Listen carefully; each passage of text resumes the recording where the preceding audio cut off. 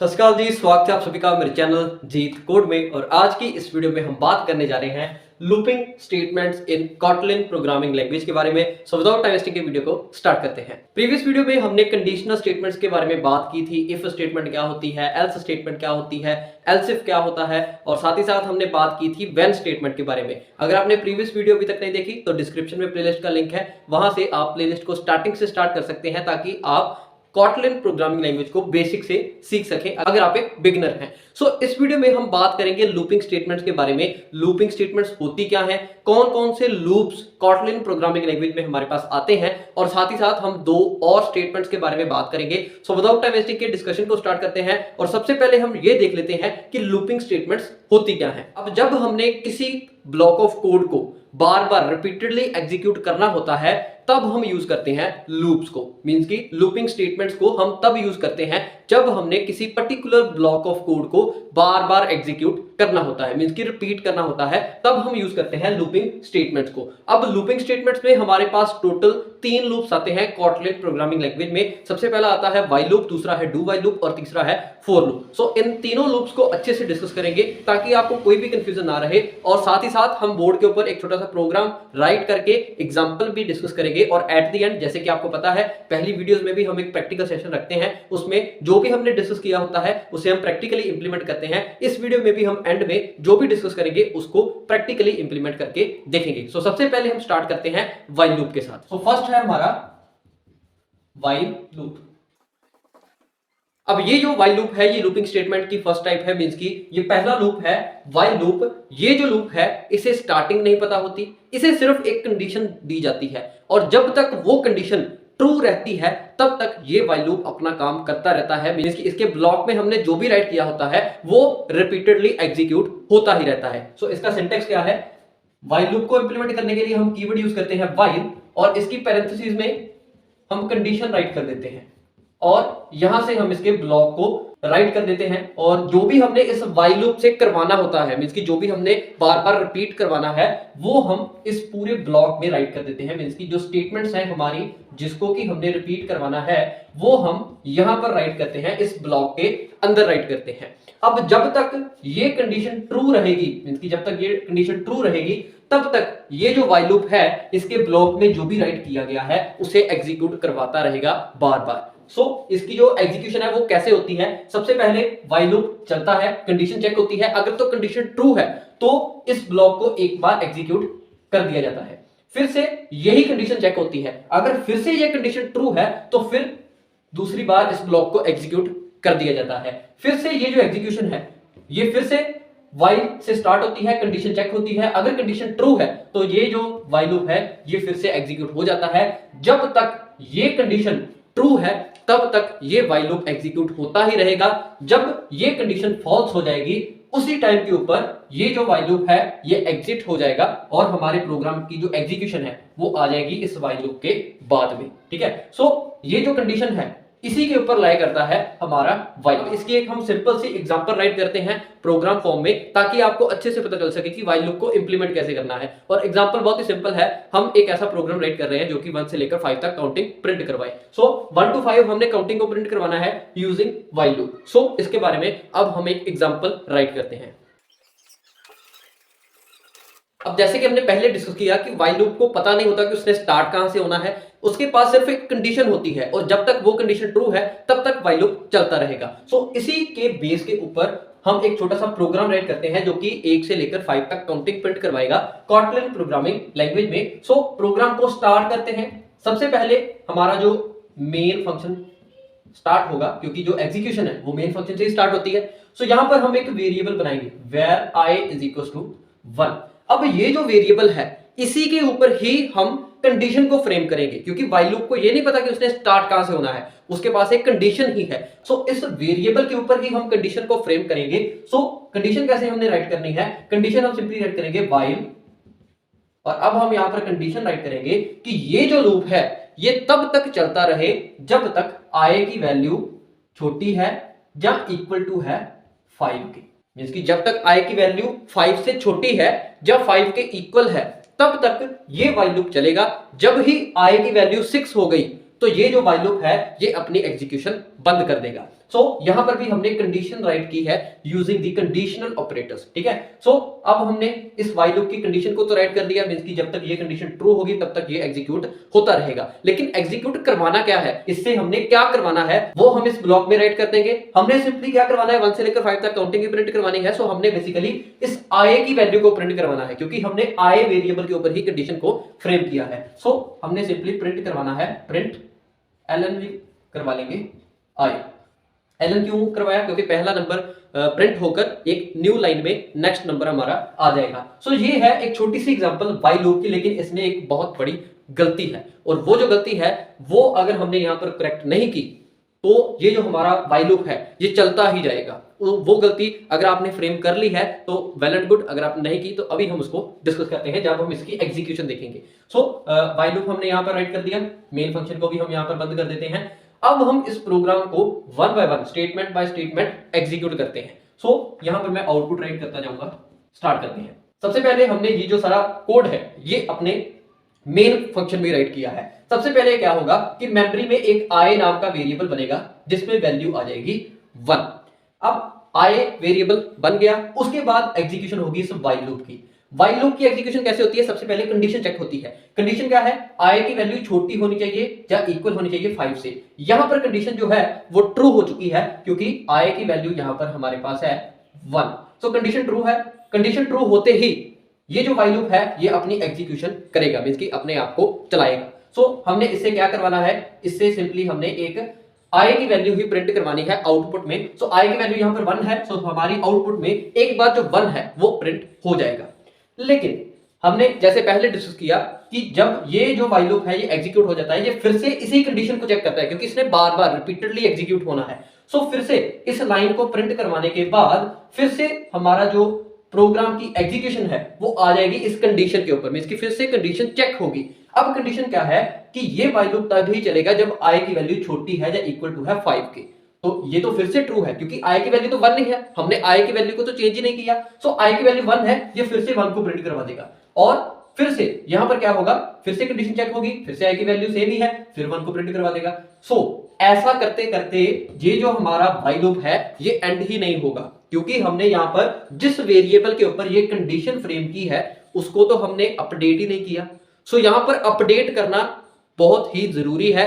जब आप उस वेरिएबल को अपडेट नहीं करते तब आपका जो व्हाइल लूप है वो इनफाइनाइट लूप प्रॉब्लम में फंस जाता है, मींस कि जो आपका लूप है वो इनफाइनाइटली चलता ही रहता है, वो कभी बंद ही नहीं होता, क्योंकि व्हाइल लूप ने बंद ही इस कंडीशन के फॉल्स होने पे होना है। लेकिन यहां पर कंडीशन तो फॉल्स होनी नहीं, आई की वैल्यू हमेशा 1 ही रह रही है। सो वो प्रिंट करवाता जाएगा और ये जो व्हाइल लूप है ये कभी बंद ही नहीं होगा। सो इसी प्रॉब्लम को सॉल्व करने के लिए ये एक बहुत ही बड़ी प्रॉब्लम है और आपको इस प्रॉब्लम के बारे में पता होना चाहिए और इसका आपने केयरफुली ध्यान रखना है कि ये जो आपने आई वेरिएबल है जिसके ऊपर भी आपने कंडीशन को फ्रेम किया है उसको आपने जरूर अपडेट करना है। सो यहां पर हमने क्या करवाना है, आई की वैल्यू को 1 से इंक्रीमेंट करवाना है। यही एक छोटी सी लाइन थी जो कि एक बहुत बड़ी प्रॉब्लम को रेज कर रही थी। सो ये एक छोटी सी लाइन से हमने इस प्रॉब्लम को सॉल्व कर लिया है। अब हम 1 बाय 1 इस पूरे प्रोग्राम को एग्जीक्यूट करते हैं और फिर नेक्स्ट टॉपिक के ऊपर मूव करते हैं। सो यहां पर मैं इस आउटपुट को रब कर देता हूं क्योंकि हमने इस प्रॉब्लम को सॉल्व कर लिया है। अब ये जो प्रोग्राम है इसकी एग्जीक्यूशन कैसे होगी, सबसे पहले वेरिएबल बनेगा आई नाम का और उसके बाद ये व्हाइल लूप अपनी एग्जीक्यूशन स्टार्ट करेगा। कंडीशन चेक होगी, कंडीशन क्या है, आई की वैल्यू छोटी या इक्वल होनी चाहिए 5 से। यहां पर कंडीशन बिल्कुल ट्रू है क्योंकि आई की वैल्यू 1 है और ये जो वैल्यू है ये छोटी है 5 से। सो कंडीशन ट्रू होते ही हमारी आउटपुट में प्रिंट करवा दिया जाएगा आई की वैल्यू को। आई की वैल्यू इस बार 1 है और प्रिंट करवाने के बाद फिर ये जो लाइन है ये एग्जीक्यूट होगी और ये हमने कॉटलिन बेसिक वाली वीडियो में ऑपरेटर डिस्कस किया था, इंक्रीमेंट ऑपरेटर। अगर आपको ऑपरेटर्स के बारे में नहीं पता तो आप डिस्क्रिप्शन में प्लेलिस्ट को स्टार्टिंग से देखें। सो ये है इंक्रीमेंट ऑपरेटर। ये क्या करेगा, ये आई की वैल्यू को 1 के साथ इंक्रीमेंट कर देगा। अब जैसे ही ये लाइन एग्जीक्यूट होगी तो आई की वैल्यू हो जाएगी 1 से 2, यहां पर नहीं होगी तो आई की वैल्यू हो जाएगी 1 से 2। तो जैसे ही आई की वैल्यू 1 से 2 हो जाएगी तो फिर से इस कंडीशन को चेक कर दिया जाएगा क्योंकि ये जो व्हाइल लूप है इसका ब्लॉक यहां पर एंड हो जाएगा और जैसे ही एंड होगा तो फिर ये कंडीशन को चेक किया जाएगा। कंडीशन क्या है, आई की वैल्यू छोटी या इक्वल हो जाएगी 5 से। सो यहां पर ये कंडीशन फिर से ट्रू हो चुकी है और हमारी आउटपुट में अब आई की वैल्यू जो 2 हुई है उसे प्रिंट करवा दिया जाएगा। इसके बाद फिर इस लाइन की टर्न आएगी, फिर आई की वैल्यू हो जाएगी 3 और मेमोरी में भी इसकी वैल्यू 3 हो जाएगी, i की वैल्यू 3 हो जाएगी और फिर से इस 3 वैल्यू को प्रिंट करवा दिया जाएगा, फिर i की वैल्यू हो जाएगी 4 और इस 4 वाली वैल्यू को भी प्रिंट करवा दिया जाएगा। और जब i की वैल्यू इस इंक्रीमेंट ऑपरेटर से 5 हो जाएगी, जैसे ही इसकी वैल्यू 5 होगी तो फिर कंडीशन चेक की जाएगी। कंडीशन क्या है, i की वैल्यू छोटी या इक्वल होनी चाहिए 5 से। अब यहां पर ये जो इक्वालिटी वाली कंडीशन है ये आ चुकी है, मींस की i की वैल्यू 5 के इक्वल हो चुकी है। सो यहां पर भी कंडीशन ट्रू है। सो जैसे ही कंडीशन ट्रू होगी हमारी i की वैल्यू को प्रिंट करवा दिया जाएगा आउटपुट में। फिर से जब आउटपुट में i की वैल्यू को प्रिंट करवा दिया जाएगा, फिर से ये वाली जो लाइन है ये एग्जीक्यूट होगी और ये जो i++ है ये इस बार i की वैल्यू को कर देगा 6 और जैसे ही i की वैल्यू 6 हो जाएगी तो फिर से ये जो while लूप है ये फिर से चलने के लिए कंडीशन को चेक करेगा। लेकिन अब यहां पर कंडीशन जो है वो हो चुकी है फॉल्स, क्योंकि i की वैल्यू जो है वो छोटी नहीं है 5 से, वो बड़ी हो चुकी है 5 से। सो जैसे ही ये i की वैल्यू 6 हो जाएगी, ये कंडीशन फॉल्स हो जाएगी, तो हमारे इस प्रोग्राम की जो एग्जीक्यूशन है, मींस की ये जो while लूप है ये बंद हो जाएगा, ये अपनी एग्जीक्यूशन बंद कर देगा और हमारा ये जो पूरा मेन फंक्शन है ये सक्सेसफुली एग्जीक्यूट हो जाएगा और हमारी आउटपुट में 1 से लेकर 5 तक काउंटिंग प्रिंट करवा दी जाएगी। सो ये है while लूप की वर्किंग, की while लूप एग्जीक्यूट कैसे होता है, कैसे 1 बाय 1 कंडीशंस को चेक किया जाता है और कब हमारा जो while लूप है वो बंद करता है अपनी एग्जीक्यूशन को। आई होप कि आपको अच्छे से पता चल गया होगा। अब हम मूव करते हैं सेकंड टाइप ऑफ लूप के ऊपर जो कि है do while loop. So start करते हैं। सो while लूप के बाद हम डिस्कस करने जा रहे हैं डू while लूप के बारे में। और ये जो लूप है ये while लूप के तरह ही काम करता है, लेकिन while और do while में थोड़ा सा डिफरेंस है, उसके बारे में हम डिस्कस करते हैं। सो सबसे पहले मैं do while का सिंटेक्स राइट कर देता हूं कि इसे इंप्लीमेंट कैसे करना है। सो इसका जो सिंटेक्स है वो कुछ ऐसे है, do और एंड में हम राइट करते हैं while और कंडीशन, और यहां पर हम अपनी स्टेटमेंट्स राइट करते हैं, स्टेटमेंट। अब सबसे पहले हम डिस्कस करते हैं कि while और do while में डिफरेंस क्या है। अब हमने पहले डिस्कस किया कि while सबसे पहले जब एग्जीक्यूट होता है तो वो सबसे पहले हमारी कंडीशन को चेक करता है, लेकिन यहां पर जो डू while लूप है वो सबसे पहले एग्जीक्यूट होता है।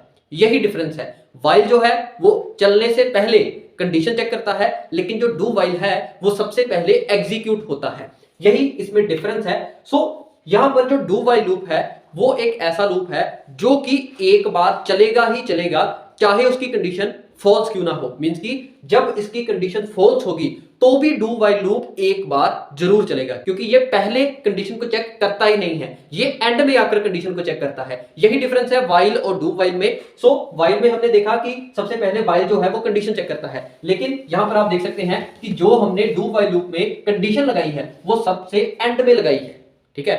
और सबसे पहले हमने यहां पर एक डू ब्लॉक राइट किया है। सो इसका मतलब क्या है, डू जो भी हमने यहां पर स्टेटमेंट राइट की है सबसे पहले उनको एग्जीक्यूट करो और बाद में कंडीशन को चेक करो कि फिर से इस लूप को चलाना है या नहीं चलाना। सो यही डिफरेंस है while और डू while में। सो इसीलिए जो डू while लूप है वो एक बार चलता ही चलता है, चाहे उसकी कंडीशन फॉल्स क्यों ना हो। सो यही डिफरेंस है, एक माइनर सा डिफरेंस है while और डू while लूप में। सो हम वैसे डू while लूप को इतना यूज भी नहीं करते, लेकिन ये एक कंसेप्ट है, इसके बारे में भी आपको पता होना चाहिए। सो आई होप कि आपको while और डू while लूप में जो डिफरेंस है उसके बारे में अच्छे से पता चला होगा। और इन दोनों के जो प्रोग्राम है वो हम प्रैक्टिकल सेशन में राइट करेंगे ताकि आपको और भी ज्यादा क्लैरिटी हो सके while और डू while लूप के बीच के डिफरेंस की। सो आई होप कि आपको डू while लूप के बारे में भी अच्छे से पता चला होगा। डू while का जो कंसेप्ट है ये इतना ही है, बाकी ये जो काम है ये while लूप की तरह ही करता है। सो ये था डू while लूप। अब हम मूव करते हैं फोर लूप के ऊपर। सो डू while लूप को डिस्कस करने के बाद अब हम मूव करने जा रहे हैं फोर लूप के ऊपर और फोर लूप को डिस्कस करेंगे कि फोर लूप को क्यों यूज करते हैं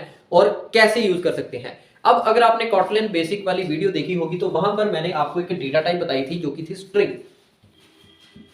और स्ट्रिंग क्या होती है, this is a sequence of characters, जैसे कि हमारे चैनल का नेम है जीत कोड। अब ये क्या है, ये सीक्वेंस ऑफ कैरेक्टर है, ये ग्रुप ऑफ कैरेक्टर्स हैं, ये एक स्ट्रिंग है। सो यहां पर जे भी कैरेक्टर है, आई बी, टी बी, सी, ओ, डी, ई, ये सभी यहां पर कैरेक्टर्स हैं और सीक्वेंस ऑफ कैरेक्टर्स को हम क्या बोल देते हैं, स्ट्रिंग।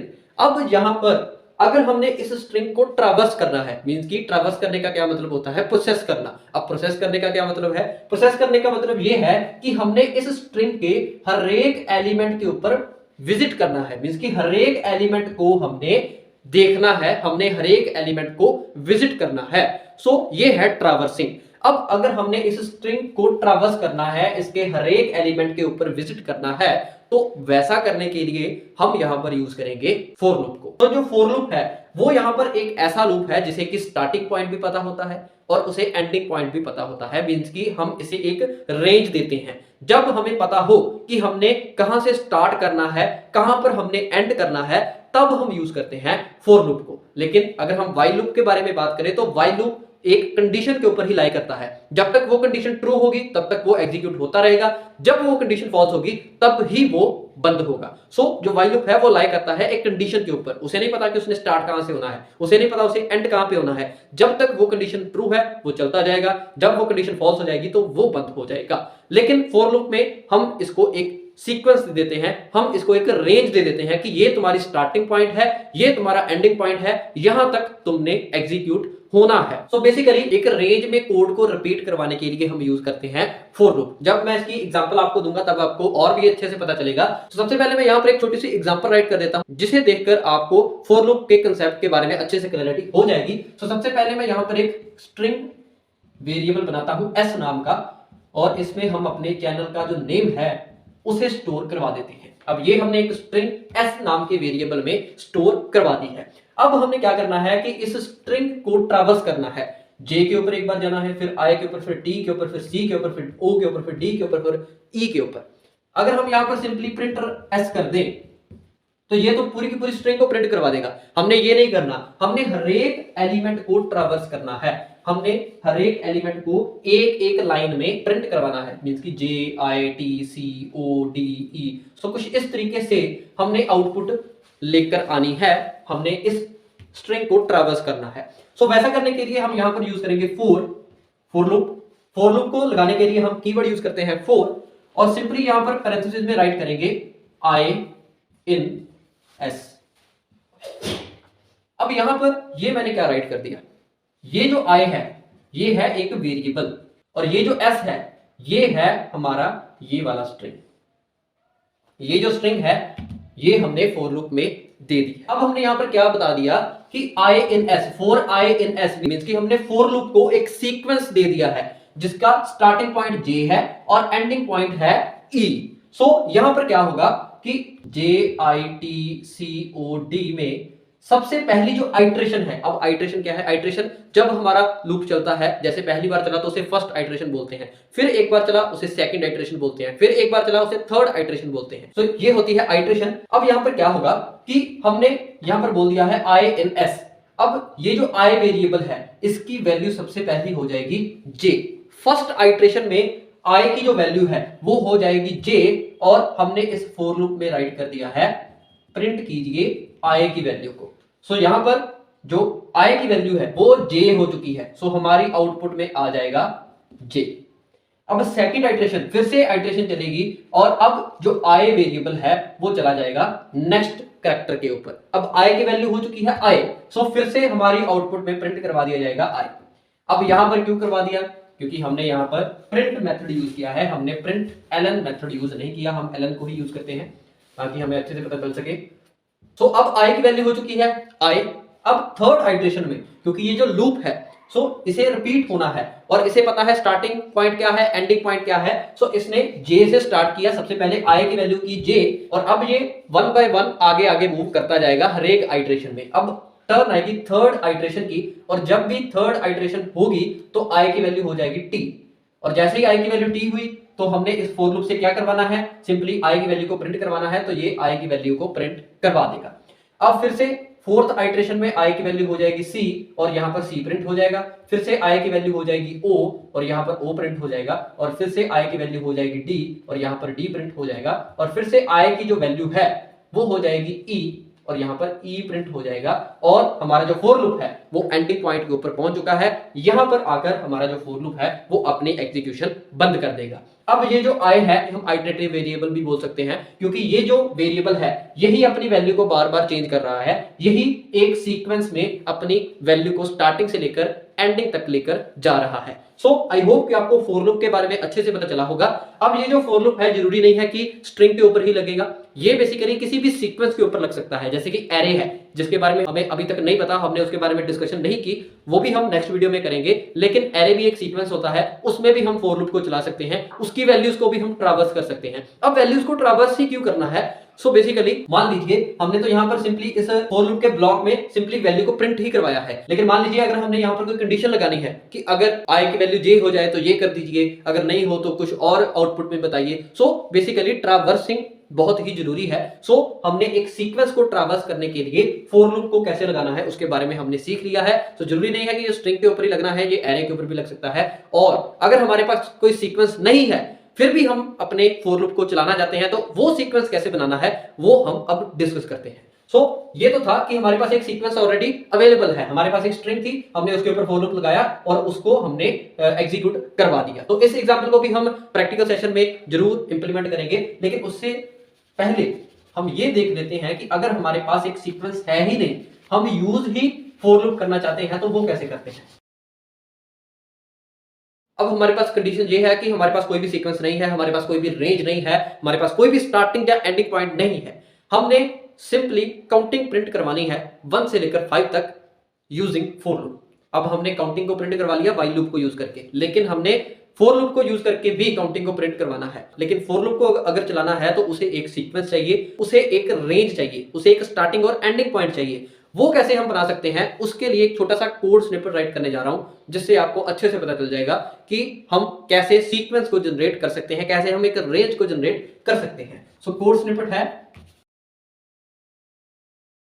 अब जो हमने स्ट्रिंग के साथ डिस्कस किया फॉर लूप, उसमें से जो सेम पार्ट है वो इतना है, मींस कि आई आइटरेटिव वेरिएबल और जो इन कीवर्ड है वो हमारा यहाँ पर सेम है। लेकिन ये क्या है 1.5 ये है क्या? हम इस इन कीवर्ड से बेसिकली क्या बोल रहे हैं कि जो आइटरेटिव वेरिएबल है उसे किस सीक्वेंस में लगाना है।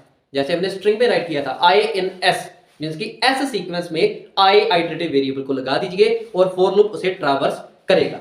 अब यहां पर हमने ये जो है ये एक रेंज बताई है, मींस कि 1 से लेकर 5 तक। अब जैसे हमने यहां पर राइट किया है, तो अगर हम यहां पर राइट करें तो ये एक सीक्वेंस बन गया है 1 2 3 4 और 5 का, और इस सीक्वेंस में यहां पर आई पहली आइटरेशन में लग चुका है। तो जैसे ही हमने प्रिंट एलन करवाया फर्स्ट आइटरेशन में, तो हमारी आउटपुट में आ जाएगा 1, फिर आई की वैल्यू हो जाएगी 2, फिर 2 आ जाएगा, फिर 3 हो जाएगी, फिर 3 आ जाएगा, फिर आई की वैल्यू 4 हो जाएगी और फिर आई की वैल्यू 5 हो जाएगी। सो हमने यहां पर एक रेंज जनरेट कर दी है, और रेंज हमने कैसे जनरेट की, इन डॉट डॉट के साथ। अगर हम 6 से लेकर 10 तक की रेंज जनरेट करना चाहते हैं तो सिंपली हम 6 डॉट डॉट 10 राइट कर देंगे, तो यहां पर 6 से लेकर 10 तक हमारे पास एक रेंज जनरेट हो जाएगी, और उस रेंज में हम फॉर लूप को लगा सकते हैं। सो ऐसे हम रेंज भी जनरेट कर सकते हैं। अब यहां पर आप देखिए कि हमने व्हाइल लूप के साथ 1 से लेकर 5 तक काउंटिंग प्रिंट करवाई थी, तो उसमें एक जो कोड की लेंथ है वो थोड़ी सी ज्यादा हो गई थी। लेकिन फॉर लूप के साथ सिंपली हमने यहां पर 2 लाइनों में ही अपने कोड को राइट कर दिया है। अगर हम इस कंपाउंड स्टेटमेंट को यहां पर लगा दें तो हमने 2 लाइन में अपने 1 से लेकर 5 तक काउंटिंग को प्रिंट करवा लिया है। अगर हम यहां पर चाहें तो 1 से लेकर 100 तक भी अपनी काउंटिंग को प्रिंट करवा सकते हैं 2 लाइनों में। तो फॉर लूप जो है वो कुछ ऐसे काम करता है, और हमने ये भी देख लिया कि कैसे हमने रेंजेस को बनाना है। ये हमने यहां पर एक रेंज बनाई है यूजिंग डॉट डॉट।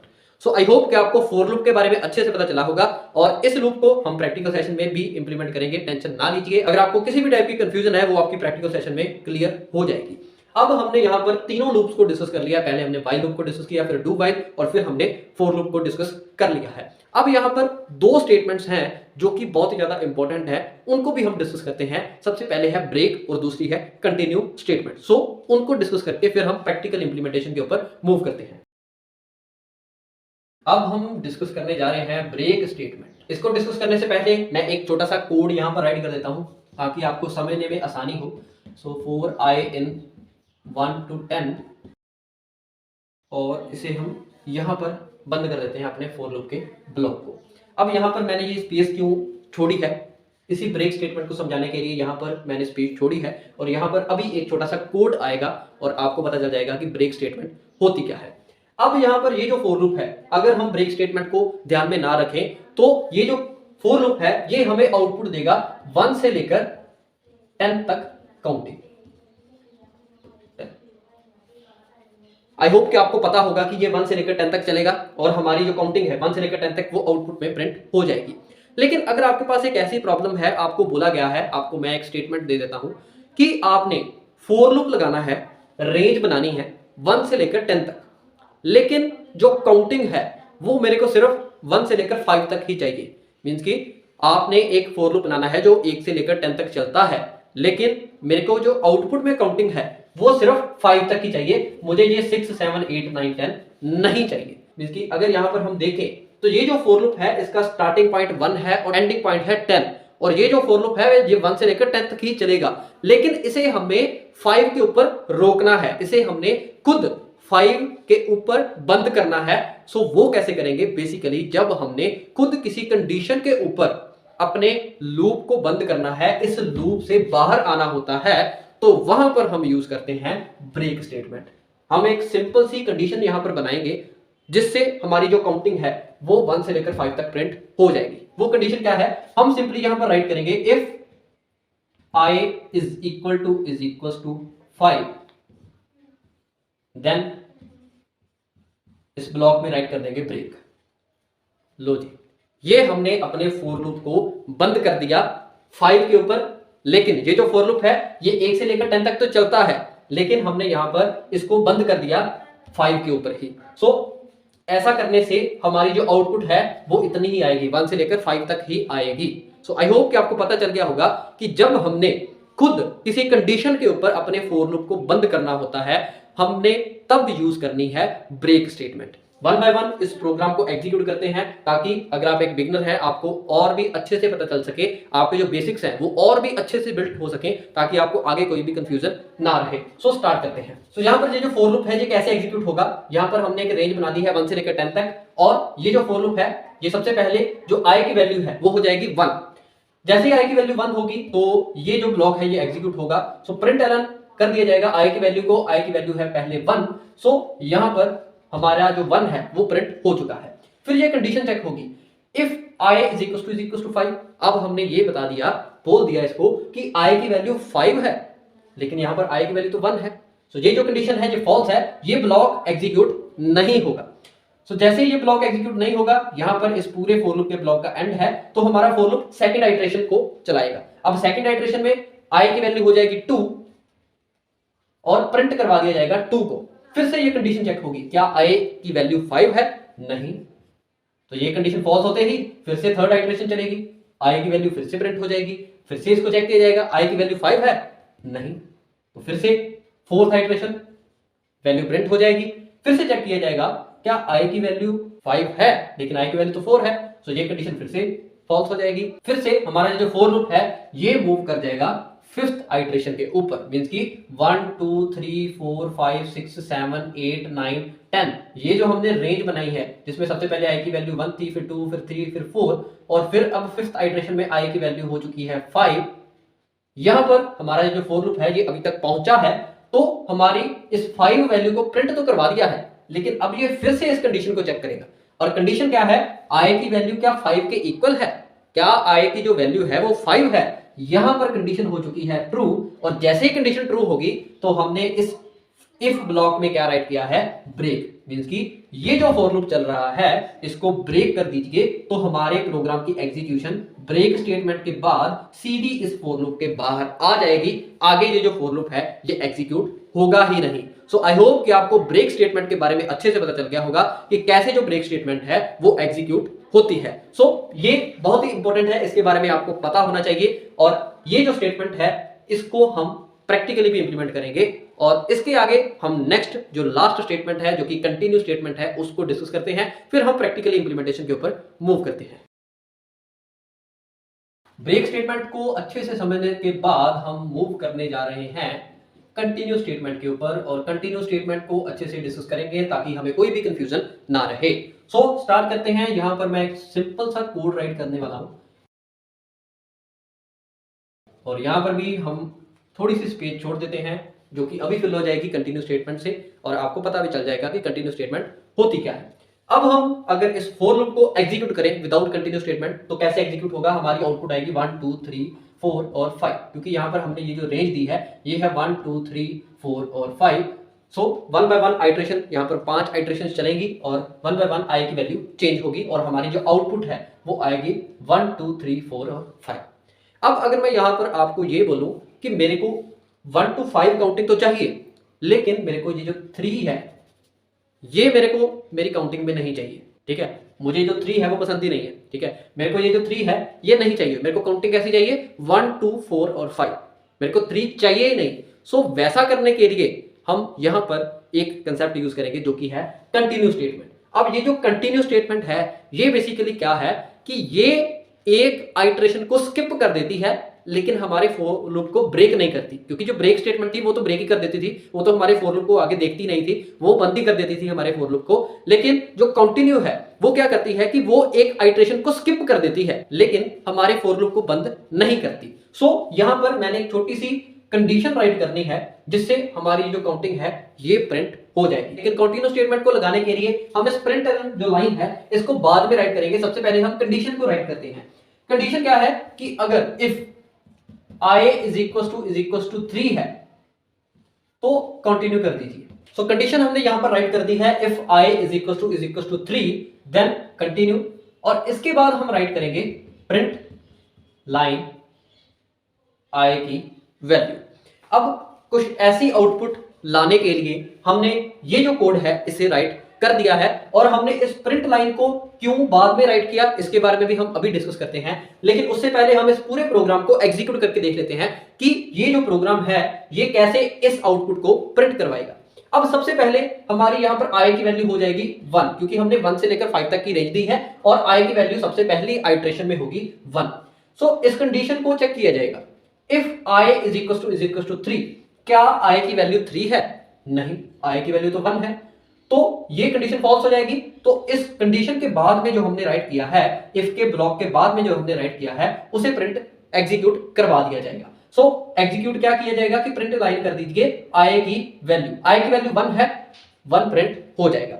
उसके बाद ये जो फॉर लूप है ये अब नेक्स्ट आइट्रेशन को एग्जीक्यूट करेगा, मींस कि i की वैल्यू अब हो जाएगी 2, और जैसे ही i की वैल्यू 2 होगी तो फिर से इस कंडीशन को चेक किया जाएगा। कंडीशन क्या है, क्या i की वैल्यू 3 है? नहीं, i की वैल्यू तो 2 है। सो ये कंडीशन फॉल्स होते ही इस लाइन को एग्जीक्यूट कर दिया जाएगा और 2 को प्रिंट करवा दिया जाएगा। अब उसके बाद हमारा जो फॉर लूप है ये थर्ड आइट्रेशन को एग्जीक्यूट करेगा और थर्ड आइट्रेशन में i की वैल्यू हो जाएगी 3। अब यहां पर ये कंडीशन चेक होगी। कंडीशन क्या है, i की वैल्यू 3 है। क्या i की वैल्यू 3 है? जी हां, यहां पर i की वैल्यू 3 हो चुकी है। जैसे ही इफ ब्लॉक की कंडीशन ट्रू होगी तो हमने इस इफ ब्लॉक में क्या राइट किया है, कंटिन्यू। कंटिन्यू क्या करेगा कि जो भी इस लाइन के आगे हमने राइट किया है उसको इग्नोर कर देगा, उसको एग्जीक्यूट ही नहीं करेगा और इस फॉर लूप को नेक्स्ट आइट्रेशन में ले जाएगा। ये जो सारा हमने प्रिंट लाइन राइट की है ये तो एग्जीक्यूट ही नहीं होगी, क्योंकि कंटिन्यू के बाद हमारा जो कंटिन्यू है ये इस फॉर लूप को नेक्स्ट आइट्रेशन में ले जाएगा, मींस कि अब i की वैल्यू हो जाएगी 4 और फिर से इस फॉर लूप की जो स्टार्टिंग है वो हो जाएगी इस 4 आइट्रेशन से। सो फिर से चेक किया जाएगा, क्या i की वैल्यू 3 है? नहीं, यहां पर तो 4 है। सो फिर से इस 4 को प्रिंट करवा दिया जाएगा। फिर से नेक्स्ट आइट्रेशन है 5, तो फिर से इस कंडीशन को चेक किया जाएगा, ये कंडीशन फॉल्स हो जाएगी और 5 को प्रिंट करवा दिया जाएगा। तो सिंपल सी बात है, जब भी कंटिन्यू एग्जीक्यूट होती है तो उसके नीचे जो भी राइट किया होता है उसे इग्नोर कर दिया जाता है और जो फॉर लूप है वो नेक्स्ट आइट्रेशन के ऊपर मूव कर जाता है। सो आई होप कि आपको अच्छे से पता चल गया होगा कि कैसे जो कंटिन्यू स्टेटमेंट है वो एग्जीक्यूट होती है और ब्रेक और कंटिन्यू में क्या डिफरेंस है। आई होप कि आपको अच्छे से पता चला होगा। अब हम ये डिस्कस करते हैं कि इस प्रिंट लाइन को हमने यहां से उठाकर यहां क्यों राइट किया, यहां क्यों नहीं राइट किया। सो इसके बारे में हम डिस्कस करते हैं। इस आउटपुट को मैं रब कर देता हूं और ये जो कंडीशन है ये हम ऐसे कैसे यहां पर राइट कर देते हैं और यहां पर ये जो हमने प्रिंट वाली लाइन राइट की थी वो ऊपर राइट कर देते हैं। अब हमारा जो कंटिन्यू वाला ब्लॉक है वो नीचे आ चुका है और प्रिंट वाली जो लाइन है वो ऊपर चली गई है। अब हमने इस फॉर लूप को स्टार्टिंग से एग्जीक्यूट करना है। सो सबसे पहले i की वैल्यू हो जाएगी 1। सो जैसे ही i की वैल्यू 1 होगी हमारी i की वैल्यू को प्रिंट करवा दिया जाएगा। उसके बाद ये कंडीशन चेक होगी, कंडीशन फॉल्स है क्योंकि i की वैल्यू 3 नहीं है। फिर से आइट्रेशन आएगी 2 के ऊपर, फिर से 2 की वैल्यू को प्रिंट करवा दिया जाएगा, ये कंडीशन फिर से फॉल्स है। फिर से हमारी जो आइट्रेशन है वो जाएगी इस थर्ड के ऊपर, इसकी थर्ड आइट्रेशन चलेगी, i की वैल्यू होगी 3। तो जैसे ही i की वैल्यू 3 होगी तो सबसे पहले 3 की वैल्यू को प्रिंट करवा दिया जाएगा, क्योंकि हमने सबसे पहले प्रिंट लाइन को राइट किया है। तो जैसे ही इसको प्रिंट करवा दिया जाएगा तो फिर से ये कंडीशन भी चेक ट्रू हो जाएगी, लेकिन यहां पर ये जो कंडीशन ट्रू होगी, आइटरेशन कौन सी है, थर्ड कंडीशन जो है वो ट्रू हो चुकी है और कंटिन्यू भी होगा, लेकिन कंटिन्यू के बाद तो हमने कुछ राइट ही नहीं किया। जैसे ही ये कंटिन्यू होगा तो ये हमारी आइटरेशन को आगे लेकर जाएगा, मींस की फॉर लूप की जो आइटरेशन है वो नेक्स्ट आइटरेशन पे ऊपर जाएगी, लेकिन नेक्स्ट आइटरेशन तो 4 है, लेकिन हमारा थर्ड तो प्रिंट हो ही चुका है। हमारी स्टेटमेंट क्या थी, हमने 3 को प्रिंट नहीं करवाना, सो इसीलिए हमने पहले कंडीशन चेक की है, उसके बाद हमने उस वैल्यू को प्रिंट करवाया है। सो आई होप कि आपको पता चल गया होगा कि हमने इस लाइन को यहां पर क्यों राइट किया, यहां पर क्यों राइट नहीं किया, क्योंकि पहले हमने उस कंडीशन को चेक करना है तो ही हमने उस वैल्यू को प्रिंट करवाना है। सो आई होप कि आपको ब्रेक और कंटिन्यू के बारे में भी अच्छे से पता चला होगा। अब ये जो हमारा था लूपिंग स्टेटमेंट कंसेप्ट, इसमें कंटिन्यू स्टेटमेंट थी, ये लास्ट कंसेप्ट था। अब हम मूव करते हैं प्रैक्टिकल सेशन के ऊपर और कंप्यूटर स्क्रीन के ऊपर जाकर हम इन सभी एग्जांपल्स को इंप्लीमेंट करके देखते हैं, ताकि हमें और भी ज्यादा क्लैरिटी हो सके कि हमने जो भी पढ़ा है वो एग्जीक्यूट हो भी रहा है या नहीं हो रहा। सो चलते हैं अपने कंप्यूटर स्क्रीन के ऊपर। जैसे कि आप देख सकते हैं कि हम अपने कंप्यूटर स्क्रीन के ऊपर आ चुके हैं और यहाँ पर मैंने अपने इंटेलिजेंट आइडिया को ओपन कर लिया है और ये हमने जो प्रीवियस वीडियो में डिस्कशन की थी उसका प्रोग्राम राइट किया है। तो यहाँ से मैं एक नई कॉटलिन फाइल बना देता हूँ। सबसे पहले हम व्हाइल लूप को ही डिस्कस करेंगे। तो व्हाइल लूप को ऑलरेडी हम बोर्ड के ऊपर बहुत ही अच्छे से डिस्कस कर चुके हैं। यहाँ पर मैं सिंपली एक छोटा सा प्रोग्राम राइट कर देता हूँ जो कि 1 से लेकर 5 तक काउंटिंग प्रिंट करवाता है। तो उसके लिए सबसे पहले हमने एक वेरिएबल बनाना है, क्योंकि हमने इस वेरिएबल के ऊपर ही कंडीशन फ्रेम करनी है, क्योंकि जो व्हाइल लूप है वो कंडीशन के ऊपर ही लाई करता है। तो वेरिएबल हमने बना दिया i = 1 और यहाँ पर हमने राइट करनी है कंडीशन कि ये व्हाइल लूप तब तक चलता रहेगा जब तक i की वैल्यू छोटी है या इक्वल टू है 5 के, और हमने यहाँ पर प्रिंट करवा लेनी है i की वैल्यू। और जो हमने डिस्कस किया था कि यहाँ पर हमने i की वैल्यू को अपडेट जरूर करना है, नहीं तो हमारा जो व्हाइल लूप है वो इन्फिनाइट लूप प्रॉब्लम में चला जाएगा। उसको भी हम यहाँ पर प्रैक्टिकली इंप्लीमेंट करके देखते हैं। तो यहाँ पर मैंने क्या किया है कि मैंने अपने i की वेरिएबल की वैल्यू को अपडेट नहीं किया, इसे ऐसे ही मैं एग्जीक्यूट कर रहा हूँ। तो देखते हैं कि इन्फिनाइट जो हमारा लूप है वो बनता है या नहीं बनता। तो यहाँ पर हमारी जो कंपाइलिंग है वो चल रही है। तो आउटपुट में आप देख सकते हैं कि यहाँ पर कंटिन्यूसली 1 1 1 1 1 प्रिंट हो रहा है। तो यहाँ पर मैं इस प्रोग्राम को स्टॉप कर देता हूँ। तो कुछ इस तरीके का हमारे पास एरर आता है जब हम जिस वेरिएबल के ऊपर कंडीशन को फ्रेम किया होता है उस वेरिएबल की वैल्यू को अपडेट नहीं करते। सो यहाँ पर हम i++ लगा देते हैं, इससे हमारी i की वैल्यू को अपडेशन मिल जाएगी। तो यहाँ पर आप आउटपुट में देख सकते हैं कि 1 से लेकर 5 तक हमारी काउंटिंग प्रिंट हो चुकी है। आई होप कि आपको अब व्हाइल लूप के बारे में अच्छे से पता चल गया होगा और कैसे ये एग्जीक्यूट होता है ये हमने ऑलरेडी बहुत ही डिटेल के साथ डिस्कस कर लिया है बोर्ड के ऊपर ही। अब व्हाइल लूप को इंप्लीमेंट करने के बाद सिंपली हम डू व्हाइल लूप को इंप्लीमेंट करते हैं और डू व्हाइल लूप को इंप्लीमेंट करते हैं विद फॉल्स कंडीशन, ताकि आपको इन दोनों का जो डिफरेंस है वो भी पता चल सके। तो यहाँ पर मैं एक मेन फंक्शन बनाकर सबसे पहले where i = कर देता हूँ 0 और यहाँ पर मैं लगाता हूँ do और सिंपली मैं i की वैल्यू को ही प्रिंट करवा देता हूँ। अब यहाँ पर मैं एक कंडीशन देता हूँ जो कि है फॉल्स कंडीशन। हमने यहाँ पर क्या बोलना है कि ये व्हाइल लूप, ये डू व्हाइल लूप तब ही चलेगा जब i की वैल्यू जो है वो छोटी होगी 0 के। अब यहाँ पर आप देख सकते हैं कि i की वैल्यू तो 0 है, लेकिन कंडीशन क्या है कि जब i की वैल्यू छोटी होगी 0 से तो ही ये चलेगा, मींस की जो 0 है वो इंक्लूड नहीं किया जाएगा। सो अब देखते हैं कि हमारी आउटपुट में एक बार 0 प्रिंट होता है या नहीं, क्योंकि हमने डिस्कस किया है कि जो डू व्हाइल लूप है वो एक बार चलता ही चलता है, चाहे उसकी कंडीशन फॉल्स ही क्यों ना हो। सो इसको हम एक बार एग्जीक्यूट करते हैं। तो यहां पर आप देख सकते हैं कि हमारी आउटपुट में एक बार जो 0 है वो प्रिंट हुआ है, क्योंकि ये डू व्हाइल लूप है वो सबसे पहले एग्जीक्यूट होता है, उसके बाद कंडीशन को चेक करता है। तो इसीलिए इसने कंडीशन को विदाउट चेक किए सबसे पहले i की वैल्यू को प्रिंट करवाया है और फिर कंडीशन चेक की है कि क्या ये i की वैल्यू छोटी है 0 के, लेकिन यहाँ पर तो i की वैल्यू 0 ही है, सो कंडीशन फॉल्स है। कंडीशन फॉल्स होते ही इसने डू व्हाइल लूप को बंद कर दिया, लेकिन एक बार तो एग्जीक्यूट हुआ है। तो आई होप कि आपको व्हाइल और डू व्हाइल के बीच का जो डिफरेंस है उसके बारे में अच्छे से पता चला होगा, प्रैक्टिकली इंप्लीमेंट करके और भी ज्यादा क्लैरिटी हो गई होगी। अब हम डू व्हाइल लूप के बाद नेक्स्ट टॉपिक के ऊपर मूव करते हैं जो कि है फॉर लूप। तो फॉर लूप को इंप्लीमेंट करने के लिए सिंपली मैं यहाँ पर फॉर लूप फाइल का नेम राइट कर देता हूँ और यहाँ पर मेन मेथड में चला देता हूँ। अब इतनी तेजी से मैं आपको क्यों ये इम्प्लीमेंटेशन वाला पार्ट बता रहा हूँ, क्योंकि हमने ऑलरेडी प्रोग्राम्स की एग्जांपल लेकर बोर्ड के ऊपर इम्प्लीमेंटेशन डिस्कशन की है, अच्छे से की है। सो इसीलिए मैं यहाँ पर थोड़ी फास्ट वे में आपको इम्प्लीमेंट करके बता रहा हूँ, बाकी आप एक बार खुद से आप अपने कंप्यूटर सिस्टम में इन सभी कंसेप्ट को इम्प्लीमेंट जरूर करना, तो ही आपको समझ में आएगा। अब फॉर लूप लगाना है, फॉर लूप की वही एग्जांपल है कि 1 से 10 तक हमने काउंटिंग को प्रिंट करवाना है, तो सिंपली हमने यहाँ पर राइट करना है फॉर आई इन रेंज। अब यहाँ पर मैंने रेंज बना दी है इस डॉट डॉट को यूज करके। अब ये यहाँ पर रेंज कितनी बनी है, 1 2 3 4 5 6 7 8 9 और 10 तक की रेंज बन चुकी है। और इस फॉर लूप से हमने सिंपली क्या करवाना है, हमने आई की वैल्यू को ही प्रिंट करवाना है। और जैसे ही मैं इसको एग्जीक्यूट करूंगा तो 1 से लेकर 10 तक जो काउंटिंग है वो यहाँ पर प्रिंट हो जाएगी।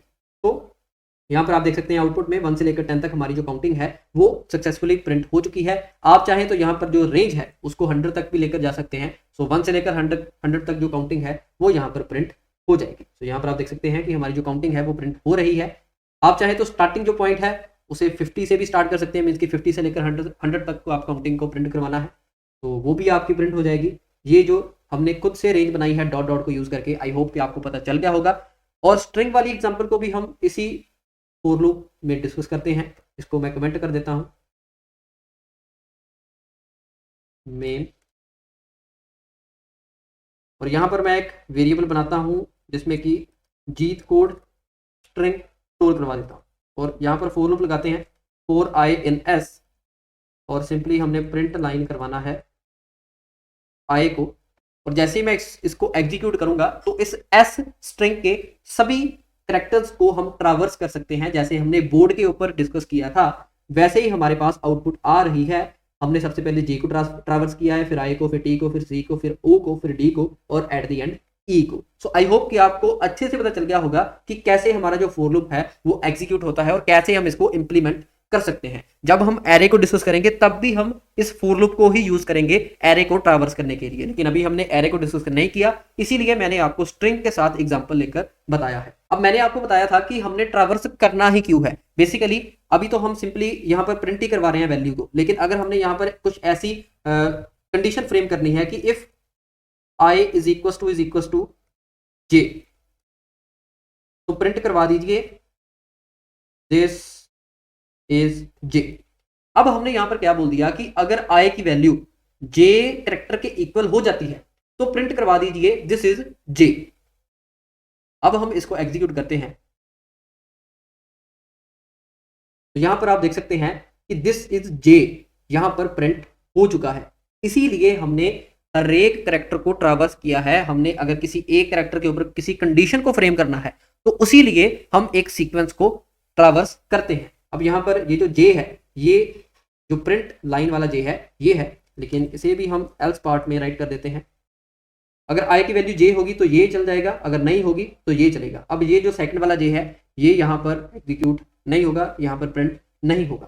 तो यहाँ पर आप देख सकते हैं अब जे 2 बार आए थे वो नहीं आए, अब नेक्स्ट वाला जो आई है वो यहाँ पर प्रिंट हो रहा है। ये आई सेम लाइन में क्यों आ रहा है, क्योंकि हमने यहाँ पर ln वाला यूज नहीं किया फंक्शन। तो ऐसे यूज करेंगे तो जो आई है वो नेक्स्ट लाइन से आना स्टार्ट हो जाएगा। तो कुछ इस तरीके से हम किसी स्ट्रिंग को ट्रावर्स कर सकते हैं यूजिंग फॉर लूप। और ट्रावर्स क्यों करना है, क्योंकि हमने अगर कोई कंडीशन वगैरह फ्रेम करनी है तो वो हम आसानी के साथ कर सकते हैं। आई होप कि आपको फॉर लूप के बारे में अच्छे से पता चल गया होगा। और अब हम नेक्स्ट मूव करते हैं ब्रेक और कंटिन्यू की इंप्लीमेंटेशन के ऊपर और फिर इस सेशन को एंड करते हैं। ब्रेक और कंटिन्यू, तो यहाँ पर मैं अपना मेन फंक्शन लगा देता हूँ और सिंपल सा फॉर लूप लगाते हैं आई इन 1 to 10 नहीं, जो हमने एग्जांपल बोर्ड पे डिस्कस की है उसी के साथ चलते हैं ताकि आपको कोई भी कंफ्यूजन ना हो। तो सबसे पहले हमने यहाँ पर प्रिंट करवाना है, प्रिंट लाइन, आई की वैल्यू को प्रिंट करवाएंगे। और हम चाहते हैं कि ये जो फॉर लूप है ये 1 से लेकर 5 तक तो इसकी रेंज होनी चाहिए, लेकिन ये जो काउंटिंग प्रिंट करवाएगा ये सिर्फ 1 से लेकर 3 तक ही प्रिंट करवाएगा, 3 से आगे ये प्रिंट नहीं करवाएगा। तो हम इस प्रिंट लाइन के बाद एक कंडीशन फ्रेम कर देंगे, अगर आई की वैल्यू 3 हो चुकी है, अगर i is equal to 3 then break. और जैसे ही ये ब्रेक होगा तो हमारा ये जो फॉर लूप है ये स्टॉप हो जाएगा, ये अपनी एग्जीक्यूशन बंद कर देगा। तो हमारी आउटपुट में आप देख सकते हैं कि यहाँ पर हमारे पास 1 से लेकर 3 तक जो काउंटिंग है वो प्रिंट हो चुकी है। अगर हम इस कंडीशन को कमेंट कर देते हैं तो हमारे पास 1 से लेकर 5 तक काउंटिंग प्रिंट होगी, जैसे कि आप देख सकते हैं। अगर इस कंडीशन को हम अनकमेंट करते हैं तो यहाँ पर जो 1 से लेकर 3 तक काउंटिंग है वो प्रिंट हो जाएगी। आई होप कि आपको ब्रेक की जो इंप्लीमेंटेशन है उसके बारे में भी आपको अच्छे से पता चला होगा। अब इस कंडीशन को हम करते हैं कमेंट और इस प्रिंट वाली लाइन के ऊपर हम कंटिन्यू स्टेटमेंट को यूज करके देख लेते हैं। सो सबसे पहले हम चाहते हैं, जैसे हमने बोर्ड में डिस्कस किया, कि हमें आउटपुट चाहिए 1, 2, 4 और 5। मेरे को 3 पसंद ही नहीं है, ठीक है। सो मैंने यहाँ पर सिंपली राइट करना है if i is equal to 3 then continue. तो जैसे ही i की वैल्यू 3 होगी तो थर्ड आइट्रेशन को स्किप कर दिया जाएगा, मींस कि ये जो लाइन है इसे इग्नोर करके नेक्स्ट आइट्रेशन के ऊपर हमारा जो फॉर लूप है वो मूव कर जाएगा और हमारी आउटपुट 1, 2, 4, 5 आ जाएगी। सो इसे भी हम यहाँ पर प्रिंट कराकर देख लेते हैं। जैसे कि आप देख सकते हैं 1, 2, 4, 5 हमारे पास आउटपुट आ चुकी है। अगर हम इस कंडीशन को कमेंट कर देते हैं तो 1 to 5 हमारे पास काउंटिंग प्रिंट होती है, आप देख सकते हैं। अगर हम इस कंडीशन को अनकमेंट कर देते हैं और एग्जीक्यूट करते हैं तो हमारे पास यहाँ पर आप देख सकते हैं 1, 2, 4 और 5 काउंटिंग प्रिंट हो चुकी है। अब हमने एक बात डिस्कस की थी कि इस प्रिंट एलन को हमने इस कंडीशन के बाद ही क्यों राइट किया, हमने पहले क्यों नहीं किया। ऑलरेडी हम डिस्कस कर भी चुके हैं, लेकिन इसको हम इंप्लीमेंट करके भी देखते हैं। तो हमने अभी i की वैल्यू को पहले प्रिंट करवा दिया है, कंडीशन बाद में चेक की है। यहाँ पर आप देख सकते हैं 1 to 5 हमारी जो काउंटिंग है वो प्रिंट हो रही है। कंटिन्यू जो है वो एग्जीक्यूट तो हो रहा है लेकिन वैल्यू तो पहले प्रिंट हो चुकी है। सो वैल्यू प्रिंट करवाने के बाद में कंडीशन चेक करने का क्या फायदा। कंडीशन चेक करनी है तो पहले कंडीशन चेक कीजिए। सो आई होप कि जो भी हमने इस वीडियो में डिस्कस किया, for loop, while loop, do while loop, break statement, continue statement, ये पांचों जो कंसेप्ट है वो आपको अच्छे से समझ में आए होंगे। जब हमने इनको इंप्लीमेंट किया तो आपकी जो कंफ्यूजन है थोड़ी बहुत वो दूर हुई होंगी। अब भी अगर आपकी कोई कंफ्यूजन है तो आप इंस्टाग्राम के ऊपर मेरे को डीएम कर सकते हैं, नहीं तो कमेंट बॉक्स आपका ही है। आप अपने कमेंट्स, अपने क्वेश्चंस वहां पर रेज कर सकते हैं, मैं उनका सोल्यूशन आपको देने की कोशिश करूंगा। सो आई होप कि आपको जितने भी कंसेप्ट हमने इस वीडियो में डिस्कस किए वो अच्छे से समझ में आए होंगे। अगर आपको ये वीडियो अच्छी लगी हो और कुछ नया सीखने को मिला हो तो इस वीडियो को लाइक जरूर कर देना। अगर कोई क्वेश्चन या सजेशन हो तो नीचे कमेंट बॉक्स में जरूर बताना। और ये जो वीडियो सीरीज है ये आपको कैसी लग रही है ये जरूर बताना, क्योंकि इसमें मैं थोड़ी लेंथी वीडियोस बना रहा हूँ जिसमें कि मैं ज़्यादा से ज़्यादा टॉपिक्स एक वीडियो में कवर करने की कोशिश करता हूँ। तो अगर आपको ये वीडियो सीरीज अच्छी लग रही है, आगे हम एंड्रॉयड को भी स्टार्ट करेंगे ऐसे ही। इस वीडियो सीरीज के बारे में आपकी क्या राय है आप कमेंट बॉक्स में जरूर बताना, और इस वीडियो सीरीज को आप अपने फ्रेंड्स के साथ शेयर जरूर करना। और इस तरह की और वीडियोस देखने के लिए आप मेरे चैनल जीत कोड को सब्सक्राइब जरूर कर देना। और हम मिलते हैं नेक्स्ट वीडियो में, तब तक के लिए सत श्री अकाल।